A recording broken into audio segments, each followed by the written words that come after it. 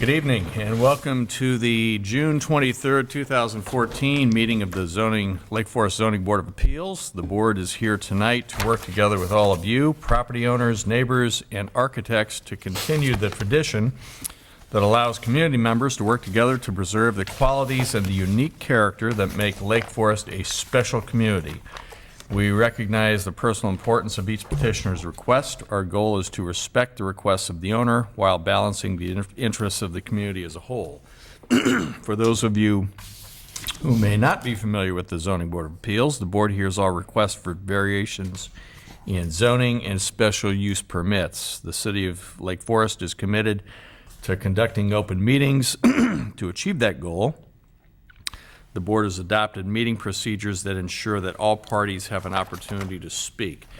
The procedures are detailed on the agendas available at the back of the room. The meeting is also broadcast on cable television. Speaking on behalf of the entire board and city staff, our goal is to move each petition through the review process as quickly as possible, while at the same time balancing the interests of the petitioners, neighboring property owners, and the community at large. So we're going to start this evening by an introduction of the board members and staff. Let me start from my left this evening. Richard Plonsker, 2nd Ward. Richard Christoff, 4th Ward. Lloyd Culbertson, 4th Ward. Louis Pickus, 2nd Ward. I'm Bob Franksen from the 1st Ward, and with us from staff this evening is Kathy Cerniak, Director of Community Development. The first item on the agenda is recognition of past Zoning Board of Appeal members Stewart Dixon and Sam Ciccarelli. I do not see board member Dixon here. Doggone it. But board member Ciccarelli is here. And to that end, I have a special proclamation that I would like to read. I wrote this. This is important. Whereas the Honorable Sam M. Ciccarelli represented the City of Lake Forest on the Zoning Board of Appeals for a 5-year term dating from the period of May 2009 to May 2014, and whereas Board Member Ciccarelli dutifully attended all required ZBA meetings and also filled in as acting chairman on one occasion, during which time he proposed an overthrow of Chairman Franksen due to the board's dissatisfaction with the chairman's dry humor and oftentimes had no meaningful punchline. And whereas, being a dentist by profession, board member Ciccarelli ensured that the ZBA did not succumb to sleep apnea during certain petitions and dutifully kicked the chairman under the desk at times to keep him attentive. And whereas board member Ciccarelli participated in over 45 residential zoning variances and other important matters, including the recent Krebs Lake Forest College SUP amendment request and the SUP for the Knollwood Paddle Club Court project. Now, therefore, I, Robert W. Franksen, it's got a nice ring to it, doesn't it? Hereby proclaim that June 23rd, 2014 be observed as a day that Zoning Board of Appeals member Sam Ciccarelli be recognized for his valiant efforts for the City of Lake Forest, and urge all residents to join me in expressing encouragement and appreciation for his continued public good. So, Here. I would first, any other comments? What more can anyone say that hasn't been articulated by Chairman Franksen except to say, Sam, we're going to miss you. Sam, it's been an honor and a pleasure to serve with you. Job well done. And we have a plaque. Oh.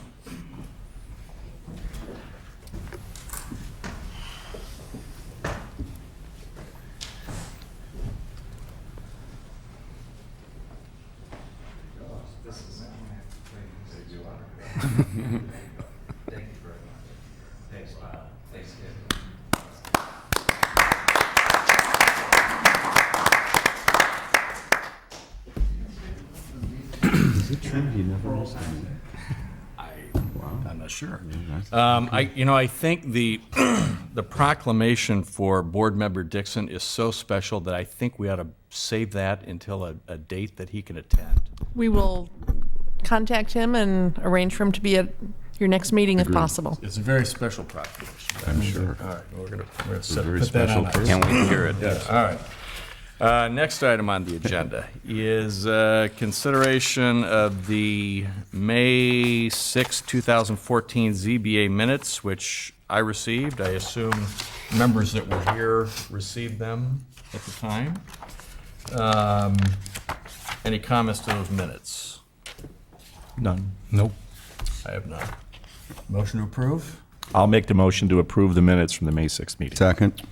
All those in favor? Aye. All those opposed? May 6th meeting minutes are approved. Moving on to the next item on our agenda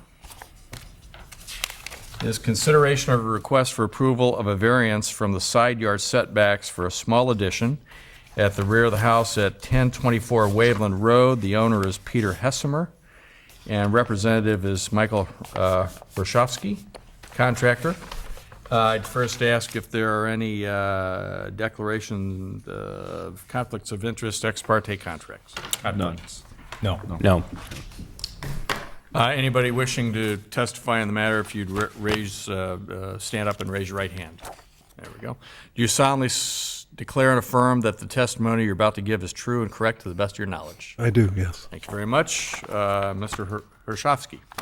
Thank you, sir. Chairman Franksen and members of the board. Hit the red button, make sure the mic's on. Are we on? Yeah. I have a green light. I guess you're Sounds good. And Ms. Cerniak, thank you very much. Michael Hrusovsky, representing Peter and Cynthia Hessemer, the owners of the home at 1042 Waveland. We are requesting a small variance to the rear side, or to the side yard setback, in order to construct a small addition. The house at 1042 1042 Waveland, on the west side of Waveland, is a small ranch like many along the street in the Campbell's subdivision, developed around the 1950s. This house, I think, was specifically around 52 or 58 maybe. In any case, small ranches, typical to the neighborhood, heavily wooded street. A significant factor is they back up to the Skokie Creek. The house is, I think, zoned R2, which provides for a 12-foot setback to the side yard.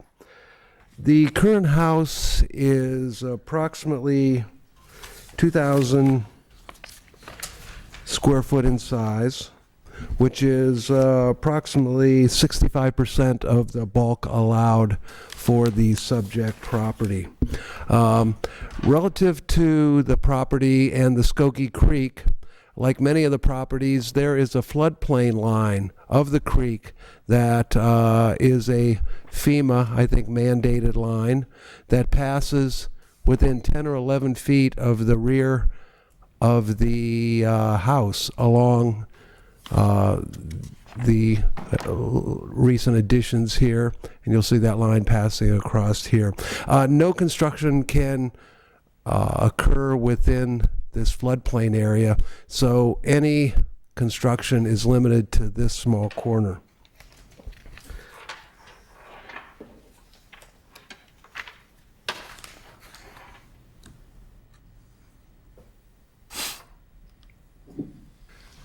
The proposed construction is several hundred square feet in the southwest corner of the property. And again, we have a current non-conforming small line which cuts across the south end of the property as a result of more restrictive zoning requirements that were imposed since the house was built.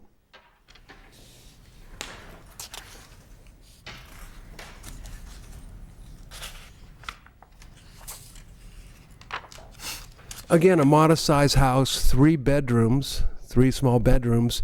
The addition we're proposing provides for one of those bedrooms growing into even a modest-sized master bedroom with a master bath. So the house then will have 3 bedrooms and 3 baths. You'll see the encroachment, the current encroachment across the south side, and we are encroaching another small area correctly right here.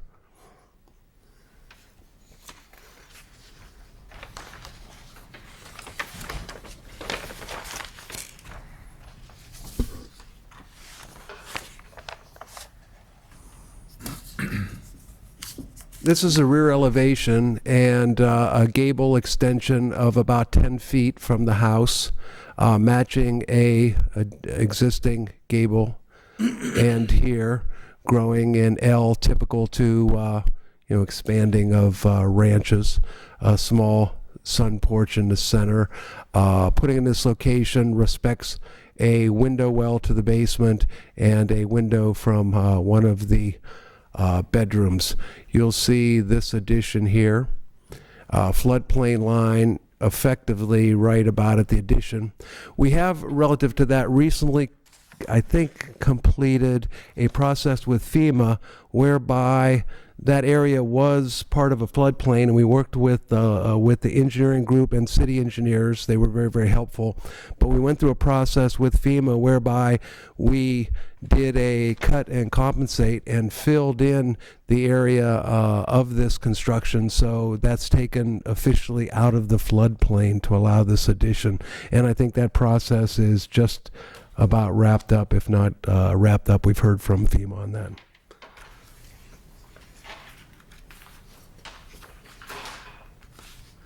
Real briefly, we did look at, oh, that isn't the one I wanted.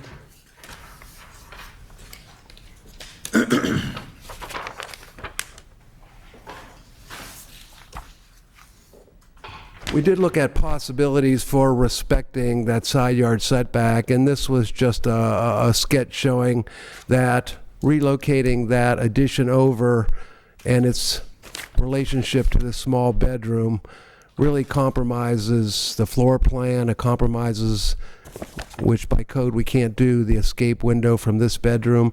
So we, given the limitation of the footprint we have because of the floodplain and the side yard setback, we were very, very limited by that.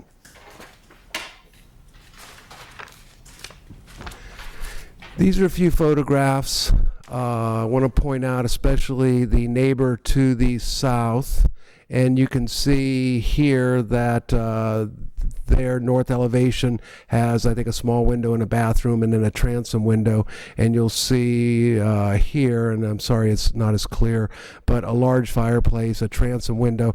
So the house sits relatively pretty far back from the property line, so there is minimal impact of this addition on the neighbor. We have consulted with the neighbor. They've been more than helpful, and I believe there's a letter in your package of support from that neighbor. So with that, I think with this addition in this location, this house continues to be modest in size, but I think the addition is very, very important for a small, again, master bedroom. The variance requested, I believe, is for I think a 7-foot variance which allows to the roof overhang in the far corner, and then gradually reduces, but to the maximum point. I think that's the variance that we are requesting. So with that, I'd be happy to answer any questions you might have. Thank you very much.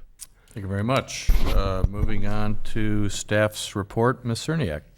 Thank you, Chairman Franksen. This is a pretty straightforward request. The complicating factor on this is the floodplain, and the petitioners have actually patiently worked through the process of working with FEMA and the city engineer, and they have received the initial letter of approval, and the final letter would be part of the building permit process. The hardship which supports this request for a variance really is twofold. One, that this house was initially built in full conformance with the setbacks. The zoning changed. It was not. It did not become non-conforming by virtue of something the current or a previous property owner did. And second, the floodplain in the rear of the house really does limit the opportunity for expansion of the house. As you saw, there was an alternative considered that really provided limited functionality for the addition, and this clearly was a better choice. The encroachment is actually quite small. By virtue of the slight pie shape of the property, you have an angular piece of the addition that encroaches. I believe at the maximum point, and it is in the staff report, at the maximum point of encroachment, the addition will be set back 7 feet from the property line. The required setback is 12 feet. So it is a minimal encroachment. The staff report does contain findings in support of this variance request. I would be happy to answer any questions. All righty. Thank you very much. We'll move on to questions from the board, and as is customary when we, by the ZBA, we usually put all new board members on the spot. It's a matter of ritual. So we'll start at this end with Mr. Pickus, if you have any questions. Just one question. What is the area of the addition that does encroach? Sir, it is, I believe, give me 1 second, 230 square feet. No, that's the area, or am I wrong? That's the area. That's the entire. The entire addition? Just the part that encroaches. Oh, the part that encroaches. Goes over the setback line. I want to guess it's 10 by, again, in the back, it's extending about 4 feet. So it's probably about 10 by 4, maybe 30 some square feet. Small. Okay. I think it's this yellow part right here. Yes. Right. Yeah, it Right. might be, I don't know, 40 to 50 feet, something like that. So. Good question for the first question. Any other questions? No other questions. I have no questions. Nope. Nope.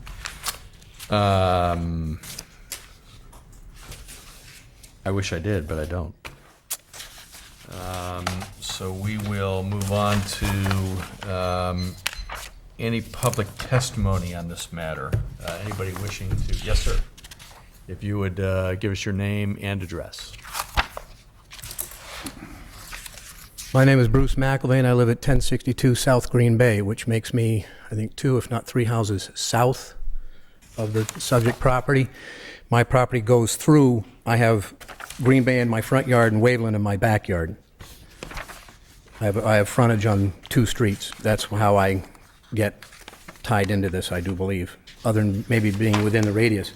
I'm all for small additions. I'm all for modest houses.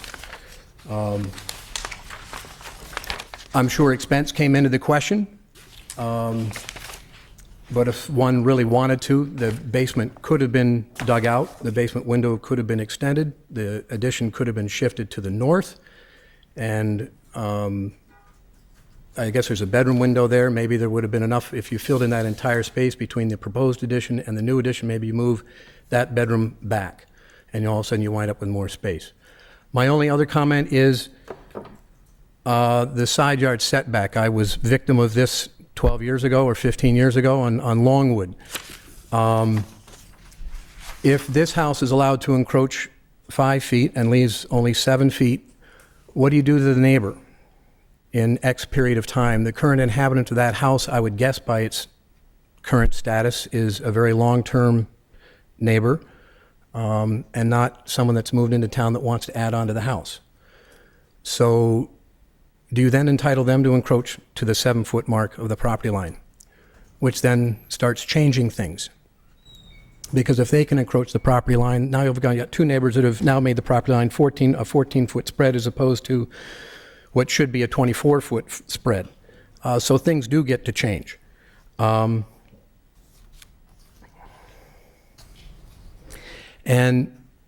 beyond those 2 comments, I'm just going to object to the project. Okay.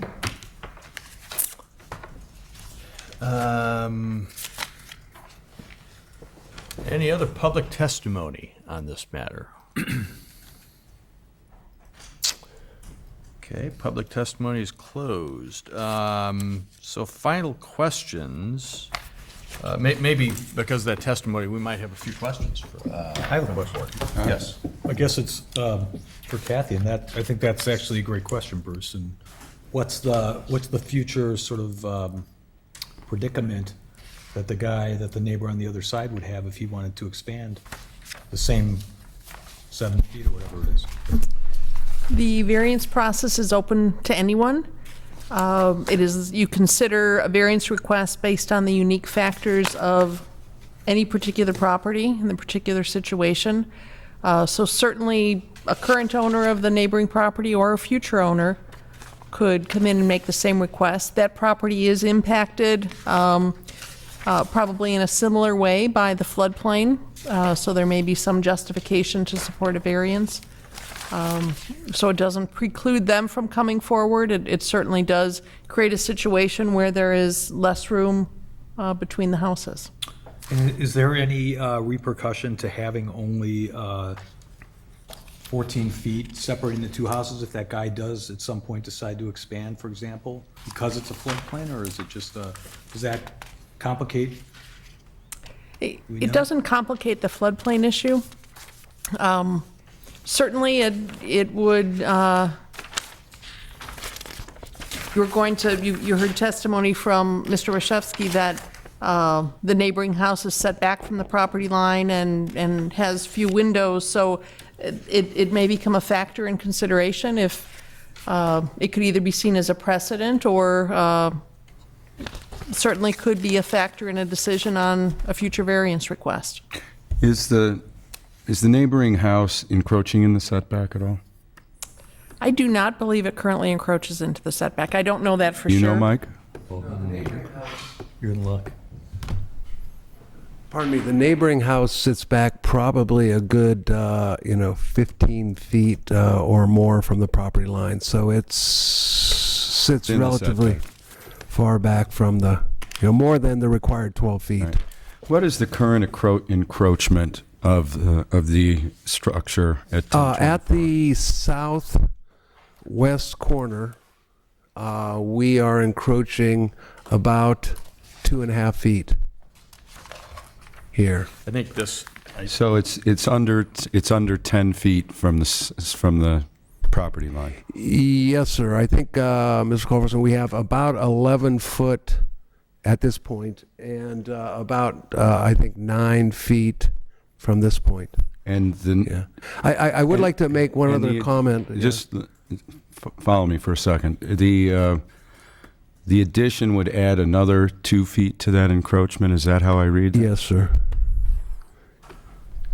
I have a question for you, unless you were not done, Member Culbertson. The neighbor to the south, is that Miss Hillestead? Yes, sir, it is. Okay. And Ms. Hillestead submitted a letter to the Zoning Review Board supporting this project, saying that it would have no negative impact on her property. Is that correct? Correct. Thank you. Yeah, I would like to say relative to the gentleman's comments is one of the restrictions of building in this area is that we can't dig basements in those areas. We have to actually do the construction on a slab. So we have no ability to dig further basements to expose windows or emergency egress. So it does add to the hardship and the option requirement. And I would say each variance stands on its own basis. So to speculate what might happen with the neighbor down the road, in fact, they could come up with a requirement given the limitations of the site and present those. It would be evaluated as the zoning board does in the context of its own merit. And again, with the strict limitations of floodplains and design, et cetera, alternatives were pretty much limited. So thank you.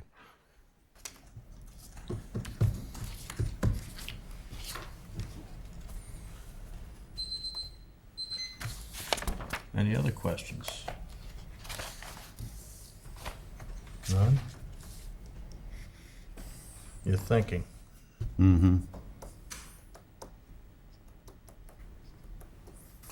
Well, what I'm thinking about is that if it was at the time of original construction, that other piece right here was if they had squared the house off on a corner there, it probably would have been in violation of zoning and, during original construction as well. Current zoning. Under current zone. Why, I'm not following you. If If they had just squared the building off. Oh, like yeah, this yeah. Originally, It would have been current. instead of going like this. Right, You know, right. but nevertheless. Any other questions? None. Okay. Why don't we move on to, there's no rebuttal. Any staff response to public testimony? Okay.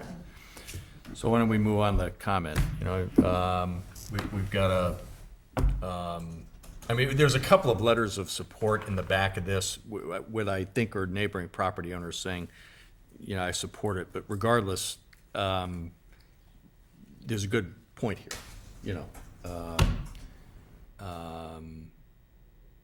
Who wants to start? I could start. You can I'll just say that I'm surprised that the property owner to the south would support it, with the letter especially, given that it's going to tighten the size of the distance between the two houses, and especially because of somebody that may buy that house in the future wanting to expand to the north. I mean, I get that. It just doesn't seem like that the person that lives there now is thinking about it, and I don't think Yeah. structurally it's an issue. It's just a question of how tight should the neighborhood be, I guess. I'll give you my thoughts and just, I think the one exhibit that we have that highlights the expanded area and also shows the nonconformance of the existing structure, I think kind of does it for me. I looked at this and said, you know, if you're going to expand the house and obviously make this bedroom a little bigger, this is the logical way to do it. It doesn't exceed into the floodplain, and yeah, it's a little closer to the setback, but I can't, and it's open for discussion here, I can't see how the shaded yellow area is going to have a real negative impact to surrounding property owners. It's also a fairly heavily, if you drive by, it's a fairly heavily wooded lot and wooded area. I don't know that it's going to have light impact. So I wasn't really bothered by this. I'm inclined to support it, but that's just my opinion. If other people here have other thoughts, let's go ahead and get them out. Well, I think it would be important for the neighbor to the south. I would like to hear that testimony and objection to it, because I think that would be very significant to me. Well, they're not. I know. They're not here. Yeah. And they're not objecting. And they're not objecting, is my point. You know, we had one board member in the past that, you know, was always very diligent about drainage. I mean, That's true. Right. Well, I have actually a question based on the pictures, and that is the back of the yard looks like it's dug up or it's not finished now with grass. Is that because of the Corps of Engineers being back there to do their testing and all that? Yes, sir. That's exactly right. That's the requirement for the cut and the fill. And just real quickly, the neighbor to the south is in full support of the project. okay. So We're actually kind of, thank you very much. We're this board comment now, so we're not going to have a lot of back and forth. But thank you. Yeah. But anyway, your point's well taken. Just a question. Yeah. No, I'm just thinking about how much time do people spend in their backyards back there, and I get that. I see that it's dug up, and Yeah. So I think maybe what our job is here tonight is to bring it back to, does this attain the qualities of approval for a variance? And maybe we kind of go to those issues. And you're going to say something. Well, two things. One, I take Mr. McIlvain's point that you want to be careful when you approve variances that it doesn't set precedents for the neighborhoods in general. But I think something is a little different here in that there's already an encroachment of what was it, 6 or 7 feet? All right, now I think it's like 2 feet. 2 feet. 2 feet. Yeah. 2 feet, so we're down to 10 foot, and we're going to go to 7. So it's maybe a 3-foot difference. Right. I think it would be a different matter if this addition was the initial encroachment into the setback. But there's already an encroachment in the setback, and we're adding 3 feet to it on what kind of a run? 10 10-foot run? Yeah. I think in the scheme of things, that's pretty minimal. And I would emphasize that I think the zoning board takes all these cases on a case-by-case basis. It's not our intent to establish precedent. Every case is unique and special, and just because it's approved in one location doesn't mean it's necessarily going to be approved in another location. So That's right. That's right. I think on that basis, I can support the petition. However, I wonder if anybody has considered landscaping it a little bit to screen it from the neighbor, as the neighbor complained about that. I throw it out as an option that maybe the neighbors between themselves might want to consider. And good point. I don't know that it's, if we want to make mention of that, that's great. I am not sure that that's In our critical to I this agree. petition, but a good point. As I look through the 4 standards, I think, in my opinion, I think this passes. We're not, I don't think we're altering the character of the locality. It's not that big of an issue. There is a bit of a hardship in that the zoning changed over time. We're not really impairing light, air, things like that. And again, when I looked at the overall plan and what they were talking about doing, I said, well, it probably makes sense, and I don't think it's, I can't see it causing harm to the neighboring property owners, but that was just my opinion. So I'm inclined to support it. I'm curious, what's the distance from the back of the house to the slope of the Yeah. canal? Again, Is that on the, I know it doesn't matter, I'm just curious. no, it does matter. I want to.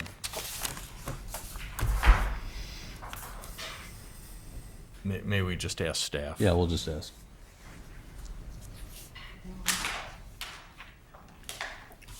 Is that this? I don't think so, that can't be. No, this is a ditch, so Right. Just a rough guess, it appears that the north side property line is about 200 feet. Eyeballing it, it appears that the house is clearly in the front 50%, and maybe that distance between the house and the creek is 100 or a little more. So it's a significant portion of the lot that is not available for building. Okay. So, any other comment before we kind of? So, would somebody like to make a motion on the matter? We'll see where we end up.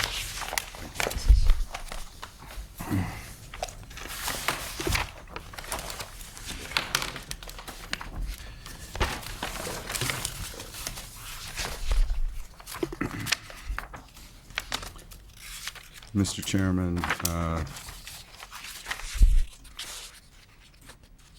I move that we recommend approval of the variance to the City Council to allow a portion of the addition to encroach into the side yard setback at 1024 Waveland along the south property line. The addition shall be sited consistent with the plans presented to the board and will at no point be located closer than 7 feet to the property line. Okay, that's the motion. Is there a second? Second. I second. Rich had the second. All those in favor? Aye. Aye. All those opposed? Motion passes. Thank you very much, and thank you very much for everybody's I would like to, important testimony in the matter. I'm sorry, I apologize for interrupting. I wanted to just make sure that we extend our thanks to the city engineers who, in this floodplain matter, which is increasingly complex, were incredibly helpful in guiding us through the process. So thanks to the board and to the staff and to city engineers. Thank you. And again, we do appreciate everybody's comments in these matters. Helps us get all the issues on the table. Now, good luck with your project. Now on to one other matter.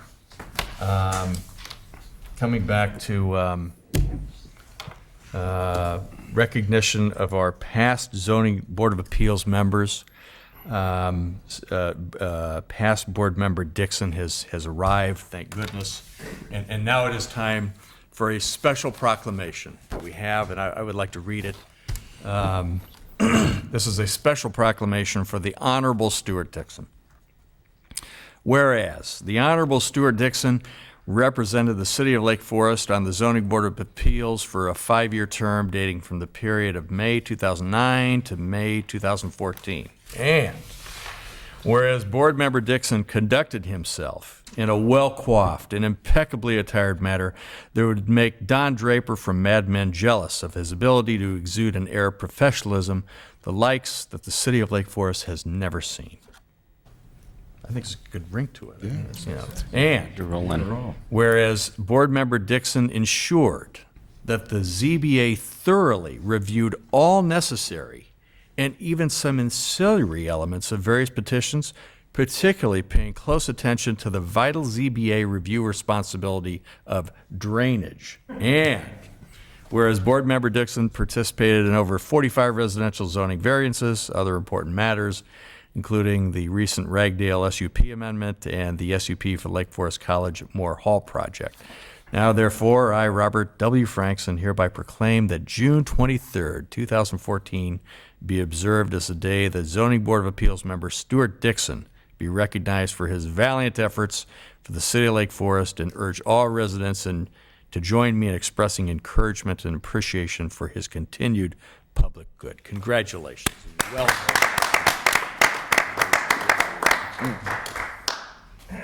Thank you, Chairman Franksen. Wow.